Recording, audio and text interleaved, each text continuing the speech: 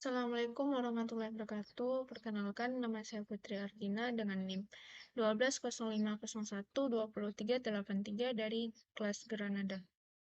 Nah, di sini saya akan melakukan prediksi harga saham Telkom Indonesia menggunakan metode ARIMA untuk 10 hari ke depan. Latar belakang dan rumusan masalah. Nah, Telkom adalah perusahaan telekomunikasi terbesar di Indonesia yang juga terdaftar di Bursa Efek Indonesia. Sebagai perusahaan publik, harga saham Telkom yang bisa dipengaruhi oleh berbagai faktor seperti kondisi pasar, kondisi keuangan perusahaan, kebijakan pemerintah, dan lain sebagainya. Nah, untuk informasi mengenai daftar harga saham Telkom pada periode tertentu memiliki kepentingan bagi para investor dan pelaku pasar saham, yang mana investor ini dapat menggunakan informasi tersebut untuk mengambil keputusan investasi, seperti membeli atau menjual saham Telkom. Nah, pelaku pasar saham juga dapat menggunakan informasi untuk melakukan analisis teknikal dan fundamental, serta membuat prediksi mengenai harga saham untuk masa yang akan datang. Nah, dari rumusan masalah ini, kita akan melakukan ramalan harga saham dalam beberapa hari ke depan dengan menggunakan metode atau model ARIMA. Nah, ini merupakan data dan variabel saham Telkom untuk tahun 2017 sampai tahun 2022. Yang mana processing data dan interpretasinya dapat kita ambil melalui import library, kemudian melakukan eksplorasi data, kemudian cek missing value, selanjutnya drop data dat menjadi indeks, kemudian visualisasi, uji stasioner, ada ARIMA terbaik, dan yang terakhir itu prediksi.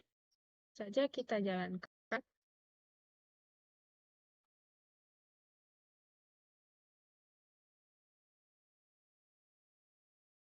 Nah, ini adalah data dari Telkom dari tahun 2017 sampai tahun 2022. Yang pertama, kita melakukan processing data dengan import NumPy, Pandas, kemudian Matplotlib, kemudian ada Seaborn, Warning. Nah, ini datanya dari 2017 sampai tahun 2022. Dengan variabel data open, high, low, close, at close, dan volume.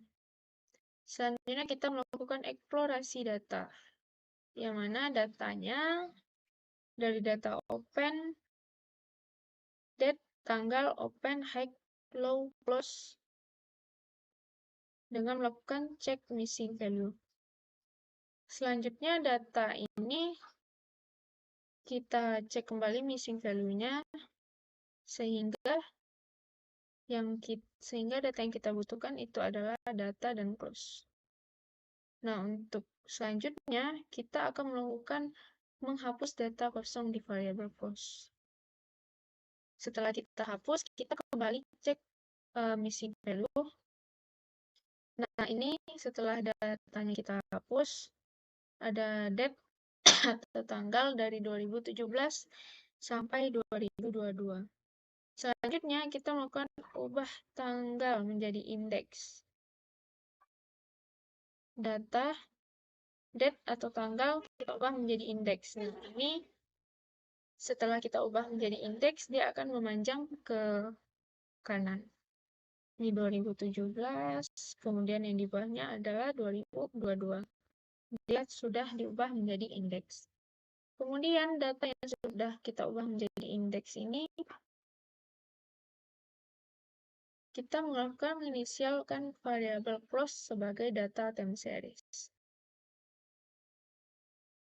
Kita ubah menjadi data time series. Kemudian kita melakukan visualisasi dataset. Yang mana datasetnya, ini diagramnya,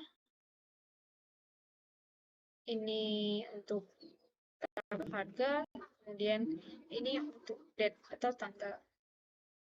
Selanjutnya untuk uji stasionaritas data, di sini kita melakukan deklarasi fungsi untuk mengecek stasionaritas data. Dengan rollman, rolling window 8, kemudian roll std, window 8, kemudian kita melakukan plot rolling statistik.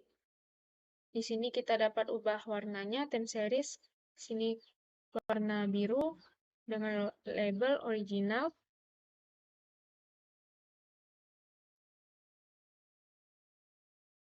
Nah, ini perform Dickey-Fuller testnya. Kemudian setelah kita jalankan, maka untuk melakukan uji hipotesis ini, HO itu adalah data tidak stasioner, kemudian HA data stasioner. Nah, kemudian tolak HO apabila diperoleh p-value-nya kecil dari alfa 0,05. Selanjutnya untuk uji data, kemudian kita lakukan model ARIMA, melakukan uji stasionaritas untuk dataset. Nah, ini rolling man stand definition-nya. Yang biru ini adalah original, kemudian yang merah rolling man, dan yang hitam itu rolling std. Sini result of Dickey-Fuller test-nya, tes statistik min 1, p-value 0. Dari data ini diperoleh p-value-nya besar dari 0,05, maka HO tidak ditolak. Nah, jadi data ini memiliki keadaan yang tidak stasioner. Karena datanya belum stasioner, maka kita harus perlu untuk melakukan proses stasioner data, yakni dengan proses differencing untuk memperoleh data yang stasioner.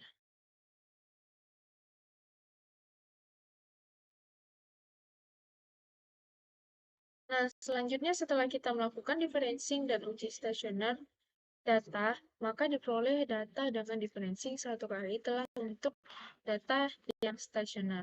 Nah, di sini kita telah melakukan differencing, maka datanya stasioner dengan visualisasi ACF dan PCA-nya. Ini. Kemudian plot ACF dan PACF-nya dibentuk untuk mengetahui orde dari AR dan MA. Sehingga bisa diketahui model yang sesuai untuk data.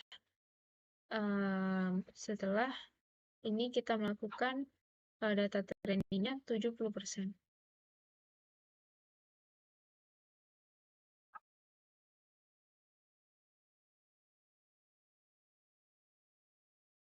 Nah, ini untuk ukuran kebaikan model dan insight yang dihasilkan visual dibandingkan dengan dataset setelah differencing dan hasil prediksinya itu ada A5111. Nah, untuk model dan parameter dari ARIMA ini adalah metode statistik yang digunakan untuk memodelkan dan memprediksi data deret waktu. Model ARIMA umumnya dinyatakan dalam notasi ARIMA dengan simbol P, D, dan Q. Yang mana P adalah orde autoregresif, D adalah orde differencing, dan Q adalah orde moving average. Nah, ini prediksi data dengan model ARIMA untuk 10 hari ke depannya. Nah, itulah tadi prediksi harga saham PT Telkom Indonesia menggunakan metode ARIMA untuk 10 hari ke depan. Nah, itulah yang dapat saya sampaikan. Lebih dan kurang saya mohon maaf. Saya akhiri. Assalamualaikum warahmatullahi wabarakatuh.